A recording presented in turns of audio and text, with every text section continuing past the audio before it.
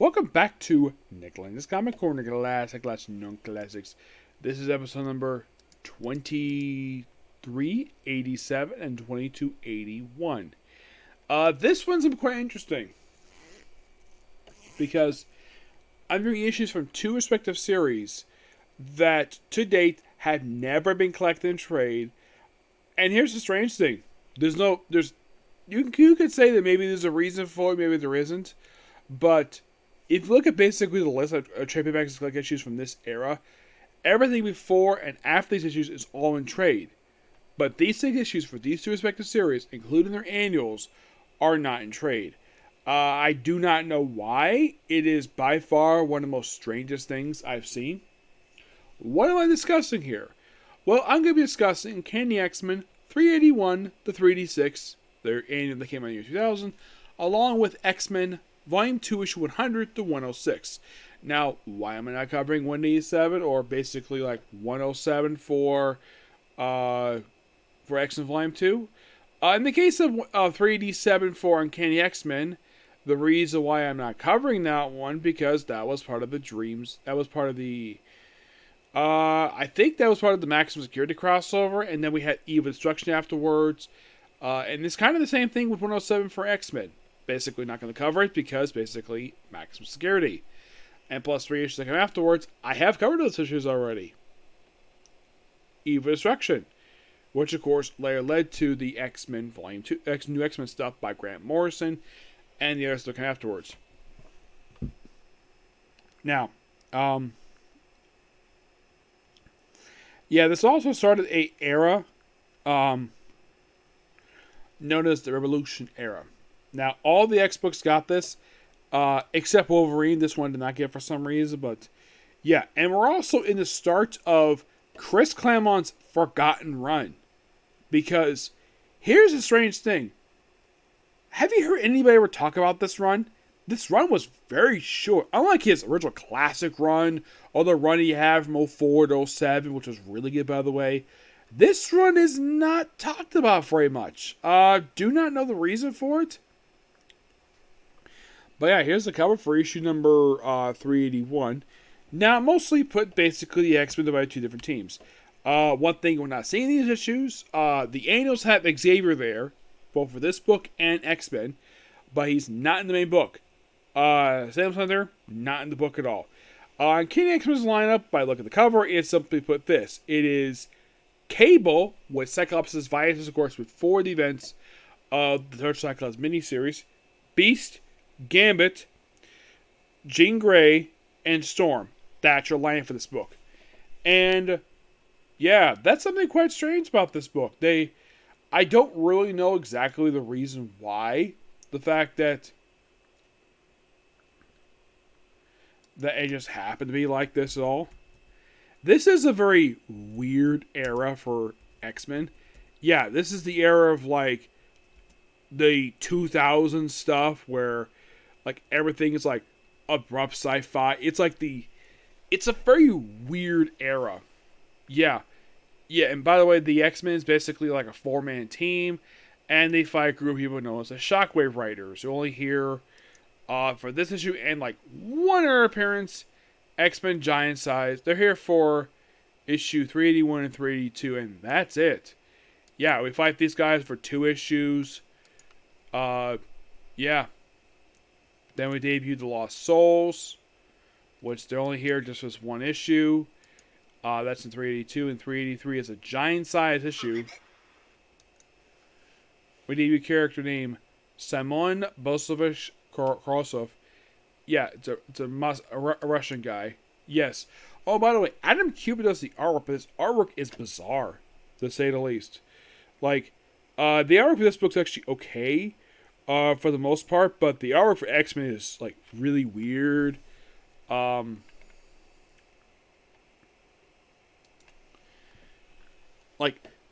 the one for this book is really good. Oh, in case you're curious, though, for the time period these issues come out, from 381, it is April 5th, 2000, and 86 is basically still in the year 2000, in September 2000. Now, here's the strange thing, though. Adam Kubert is not the artist book very long. No. Like, it starts having really good artwork, and then, like, after just a few issues, like, let's see. I think it's by issue 385, which is the last issue we'll discuss here. The cover is done by Salvador Roca, but the artwork for this issue is done by Joe Margarisa, Michael Ryan, and Randy Green. 386 is done by Tom Durnick. Yeah, and we also have Kathleen Forrester, who's an old X-Men character. Yeah, she makes a return to these issues. Yes.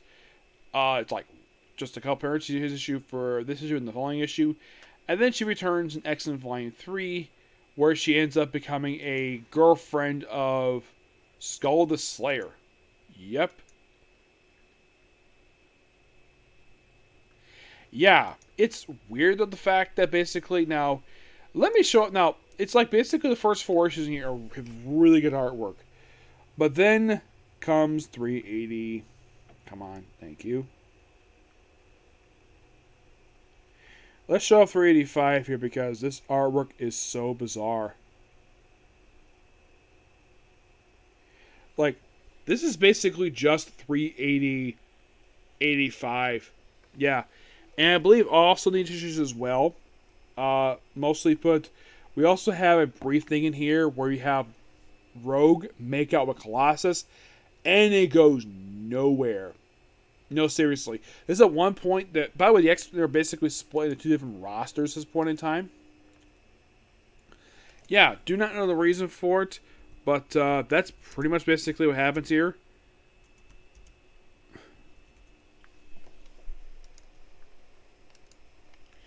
Yeah, and then of course they have fighting each other.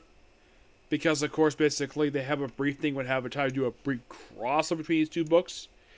Yeah, it's like basically the books stand on their own until you reach, like, toward the end of the stuff.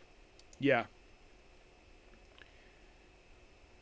I mean, you can think of this era as the X-Men versus random people. Like, oh, let's fight the Crimson Pirates. Yes, seriously. Who appear for 2 issues of this book, an issue of X-Men, and then they return for Nightcrawler Volume 4 as, like, the main villains of that book. Yeah, because the X-Men just have to go to frickin' space. Yeah, and here's the thing. The lineup does not change this book, like this book in particular, until you reach issue 384, where they add Nightcrawler, Rogue, and Wolverine to the roster. And then by 385, Angel's added this book in particular, and Thunderbird. You're thinking, Thunderbird? Who's this Thunderbird? Is it the original one? No, it's a guy by the name of Neil Shira. Yeah, he made his debut in X100. I'll get to him, don't worry about that. He, of course, doesn't really do anything in comics. No, not really. He, of course, basically at one point disappeared for quite a while after, like, Extra X-Men wrapped up. Yeah, that's the strange thing. After X-Men wrapped up, he popped up a handful of times after that. He returned to pages of X-Corps. Yep. And then we kind of wrap up this era with 386, where the roster is again, this time just a Rogue, Jean Grey, Gambit, Cable, Beast, and Storm. Yep. Now, the Uncanny X-Men are really good. I thoroughly enjoyed them, but it is strange to the fact that Xavier's only in the annuals. Yeah, that's a strange thing. He's only in the annuals. Just the annual for Uncanny X-Men and for X-Men. Now, this, of course, this artwork here. Now, this is where the art gets really bizarre. Because this book is done by... this actually is not done by Clamont. That's done by Scott Lobdell. Artwork by, well, actually, he's one of the co-writers of this book. He does it with Fair Ebley, art by Esther Rubik. And by the way, Jim Hellion is the inking for this issue, yes. And mostly put this issue and the annual for X-Men. This is set at the Xavier Institute. Because the main issues don't take place at the Xavier Institute. They're off in space.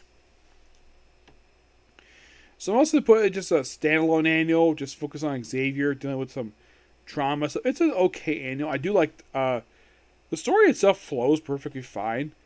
Xavier is not in much of the book at all, like halfway through the story.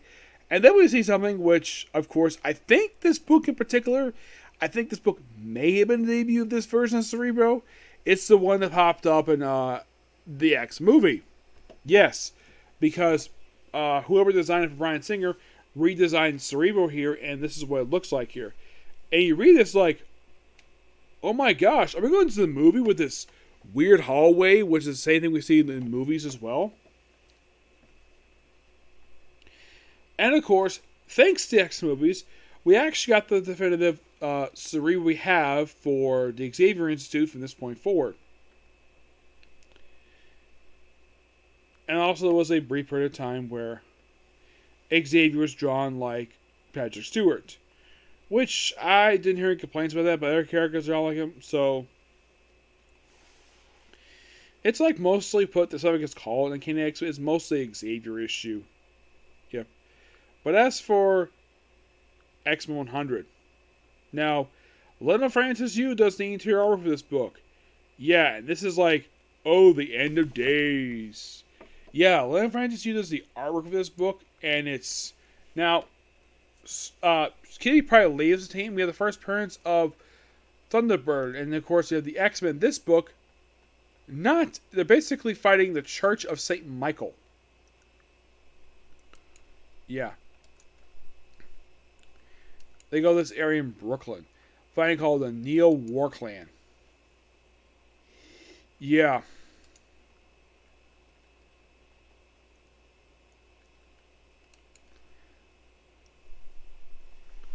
Which, of course, they're only here. They made a debut in the issue 99.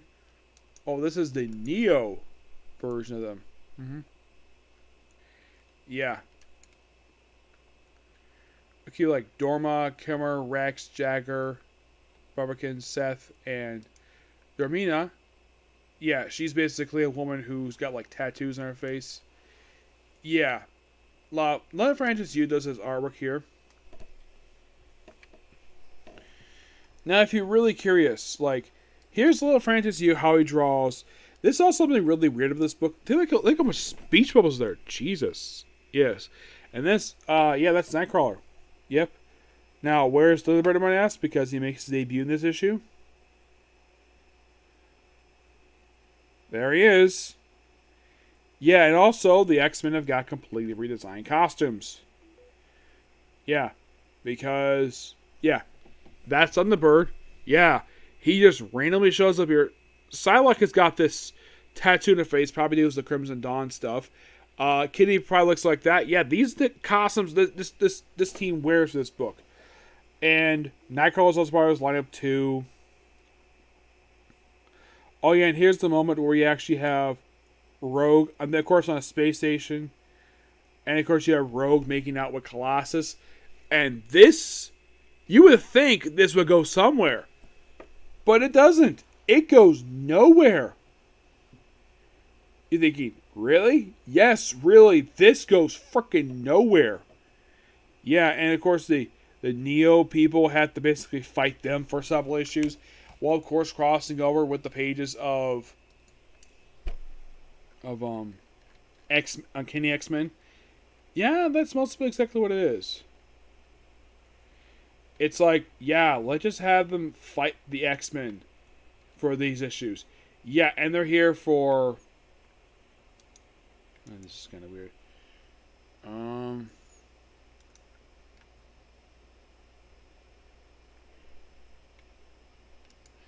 Okay, that's why. Yeah, they're here for a very short period of time, and then pretty much basically...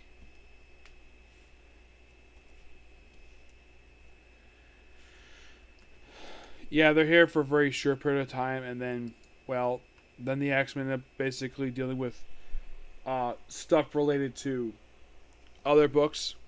Mm-hmm. Yeah. And mostly put exactly, this is mostly put what the X-Men do in this book. Fight the Neo War Clan for a lot of these issues, and get involved with other stuff. We have Wolverine rejoin the roster, Dr. Steve Nightcrawler. Yeah, it becomes a very interesting fair across these issues. Yep. We have Senator Robert Kelly make a return here along with Tessa. Yes. Sadly put, not long after this, Senator Robert Kelly was killed. Yep. He got killed by Mystique. Really? Yeah, really. Yeah, that's when they killed him off here. They killed him off as part of the Dream's End storyline. Yeah, and this is also when they killed off Marma Taggart. Which that went nowhere.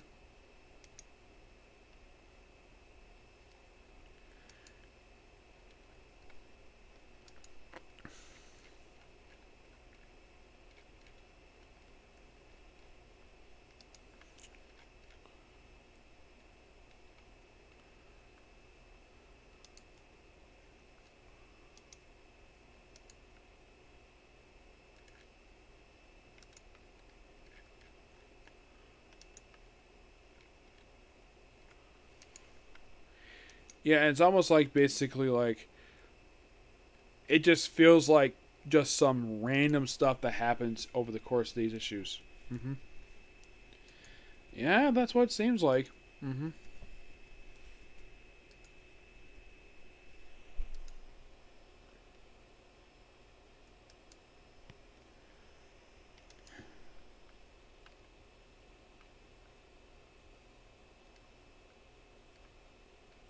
Yeah. I'm not sure exactly why in the world they decided to have this for, but that's probably the reason why that they decided to do this.